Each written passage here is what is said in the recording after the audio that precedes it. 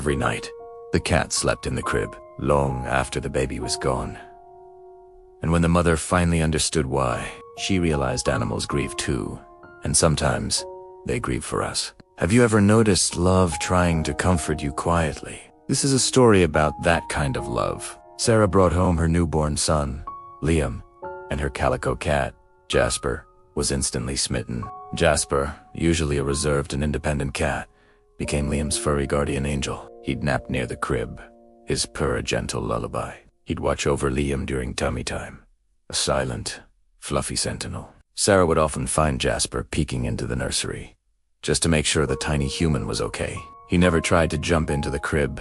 He just kept a respectful, loving distance. It was as if he knew this little being was precious, a new center of their shared universe. Sarah's heart swelled every time she saw them together. The bond was immediate, pure, and incredibly sweet. Then, the unthinkable happened. One day, Liam was gone.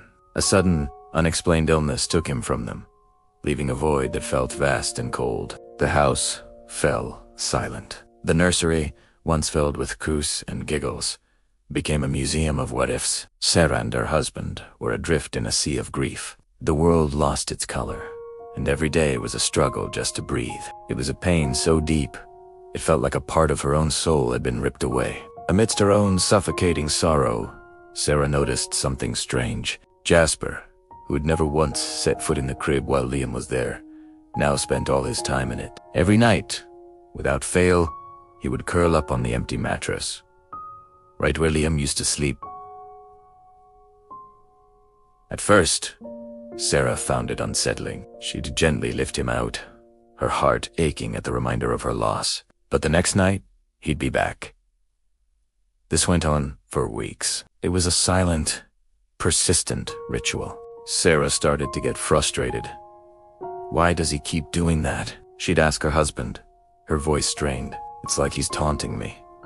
The sight of the cat in the empty crib was a constant, painful jab. She considered closing the nursery door for good, to shut away the memories and the cat's strange behavior. Her grief was a raw nerve, and Jasper's actions seemed to press on it relentlessly. Was he just a cat, seeking a warm spot, oblivious to her pain, or was it something more? The question echoed in the quiet house. One evening, exhausted and numb, Sarah stood at the nursery door, watching Jasper. He wasn't just sleeping. He was kneading the blanket, the one that still held the faint, sweet scent of her baby. His purr was a low, rumbling sound, a sound she hadn't heard since Liam was gone. And as she watched, she saw it. His eyes were closed, and there was a deep sadness in the set of his little body. He wasn't just in the crib. He was holding vigil. And then, it hit her. A wave of understanding so powerful it brought her to her knees. Jasper wasn't looking for a warm spot.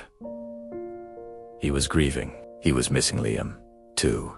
The crib was the last place that held the scent, the essence of the little boy he had loved so fiercely. He wasn't taunting her. He was sharing her sorrow. He was waiting for his little friend to come back, just like she was. In that moment, Sarah saw not just a pet, but a fellow mourner, a companion in her heartbreak. Tears streamed down her face, but for the first time in months, they weren't tears of pure despair. They were tears of connection. She slowly walked into the room and sat on the floor beside the crib. She reached her hand in, not to remove Jasper, but to stroke his soft fur. He leaned into her touch, his purr growing louder, a vibration of shared loss and shared love. He licked her hand, a rough, comforting gesture. They sat there together in the quiet nursery, two broken hearts finding solace in each other's company. Jasper had been trying to comfort her all along, in the only way he knew how. He wasn't just grieving for Liam. He was grieving with her. From that night on, the nursery door stayed open. Sarah would often go in and sit with Jasper. Sometimes she'd talk to him about Liam, about how much she missed his smile, his tiny hands. Jasper would just purr, a steady, rhythmic presence in the crushing silence. He was her anchor. He reminded her that she wasn't alone in her love for Liam, or in her grief. His quiet companionship was a lifeline. He taught her that grief doesn't need words. Sometimes, it just needs presence. This story isn't just about a cat and a crib. It is a powerful reminder that the creatures we share our lives with have deep emotional worlds of their own. They feel joy. They feel loyalty. And yes, they feel profound loss. They mourn with us and for us. Their love is often a quiet, steady force, a gentle purr in a silent room, a warm presence when we feel most alone. They show us that love persists, even after goodbye. Have you ever felt that quiet comfort from a pet? A moment where you knew, without a doubt, that they understood your pain. Our animal companions can be our greatest teachers in empathy and resilience. They live in the moment, they love unconditionally, and they remind us of the simple, profound power of just being there for someone. If you're going through a difficult time, please remember you're not alone.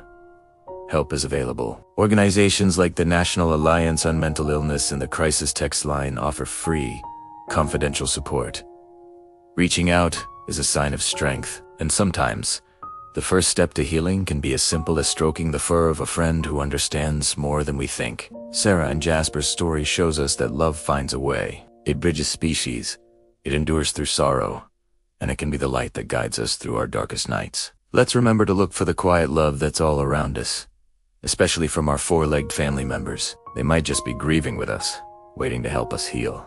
Thank you for watching and for letting us share this story with you. If it touched your heart, please consider subscribing for more stories about the incredible bonds we share with animals. We'll see you next time.